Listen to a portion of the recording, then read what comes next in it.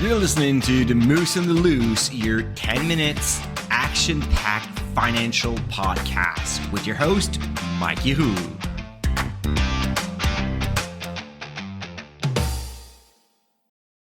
Hey, what's up, Market Moose? Mike from the Moose on the Loose. I hope you are doing well on this Tuesday. Today, I wanted to take a look at the recent earnings from the pipelines, our dear Canadian pipelines. They have been doing incredibly well, actually, this year. Just to let you know, so I'm looking today at Enbridge, Pempina Pipeline, and TC Energy. So Enbridge is up year to date, including the dividend, up by 25%, 28.5% for Pempina, and then 35% for TC Energy. Guess the market really like the Salbo spin-off, right? In comparison, the overall Canadian market, so if you look at the XIU, which is tracking the TSX, the TSX is up almost 19%. So definitely a very, very strong performance for those three pipelines. If you look at the past 3 years, though, most of the gains from Enbridge and TC Energy is pretty much just like recovering, because the 3 years total return for Enbridge is 18%, TC Energy is at 15%, and the XIU, so the Canadian market, is also at 15%. So not really doing better than the Canadian market over the past 3 years for Enbridge and TC Energy, so mostly recovering from a bad year that was last year. As for Pempina, I mean, it is going very, very well. It's up 40% over the past 3 years. Again, that stock price plus the dividend. So let's dig on to the quarter for each of those to see if there was like some kind of magic or if it's just like an overall enthusiasm around pipelines and the energy market from investors. So for Enbridge, it was a good quarter, mostly driven by higher commodity price. The gas distribution and storage went from 516 million to 702, so pretty good bump here.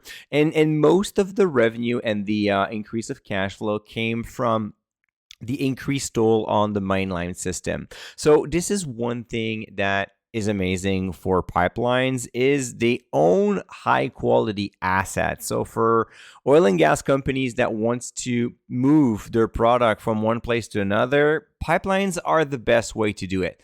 So in order to use the pipeline, they need to sign long-term contract where pipeline operators such as Enbridge or Pempina or TC Energy have the ability to increase their fees overall, and there's like no other option. So it's really like a toll road. So they are in a good position to increase their fee most of the time, and which is how they can actually make more money. So for 2025, I would say the dividend is more than safe. I actually expect to grow by another 3%. That has been a classic dividend increase for the past few years. The company is right at midpoint for their distributable cash flow per share target. So nothing here, nothing going wrong. The reason why I sold Enbridge actually at the beginning of 23, so I avoided the big drop, and then you're going to tell me I avoided the big jump this year, but I'm fine with that because it's about the overall investment thesis, not about short-term performance. Over the long run, I want companies that are thriving and growing fast.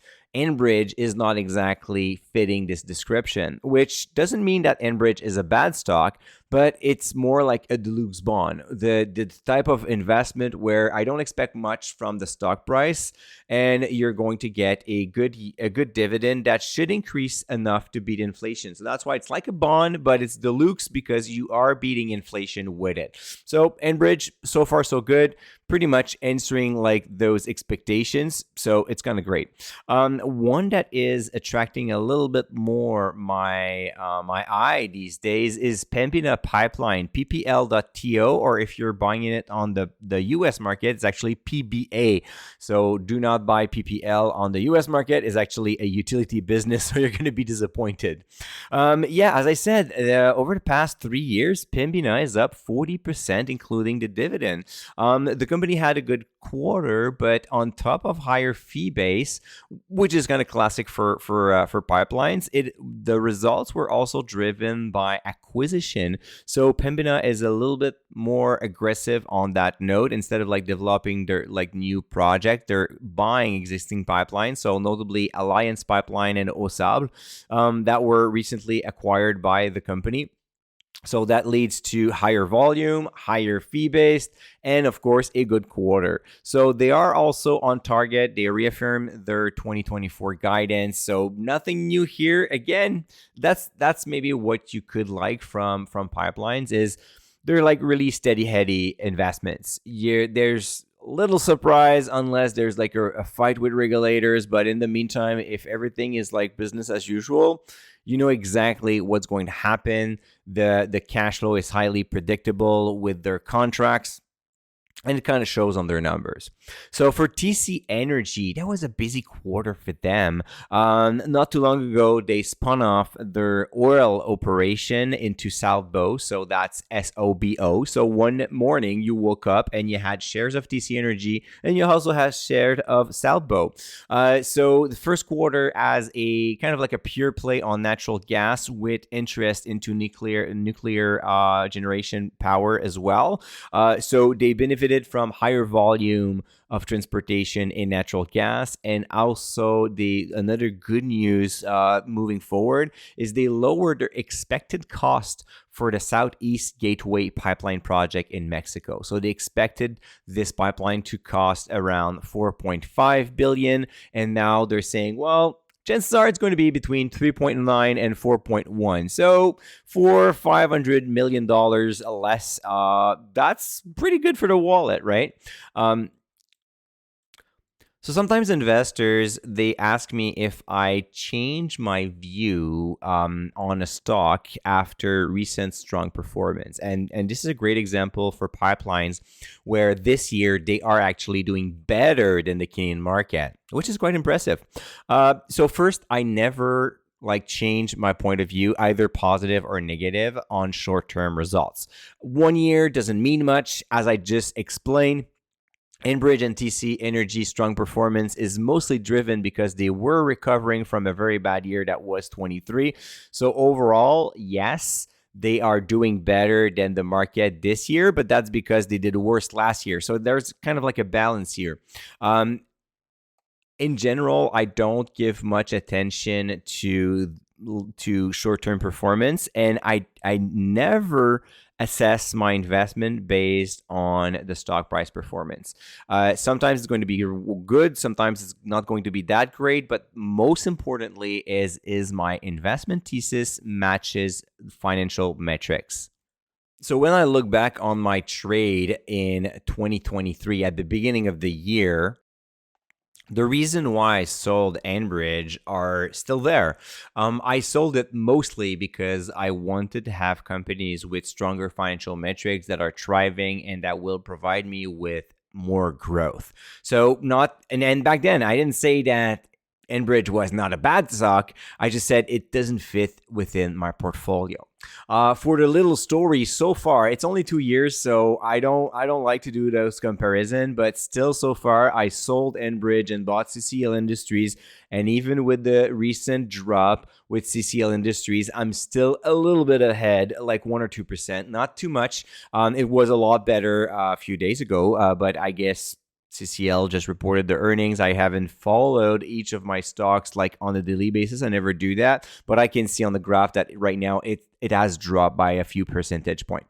So anyways, long story short, I'm still good with my trade. It's only 2 years. The real impact is going to be in like 5-10 years. So it's not right now. But most importantly, I made sure that I align with what I want with what is in my portfolio. And Enbridge had no place there.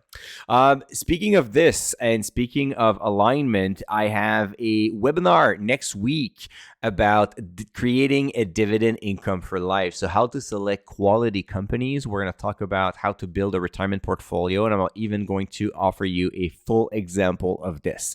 You can register for free at moosemarkets.com/webinar. So it's moosemarkets.com/webinar. I am going to send a replay to everyone that sign up. So if you cannot attend the live event, you will receive the replay. If you don't register, well, too bad for you. You're not going to receive anything.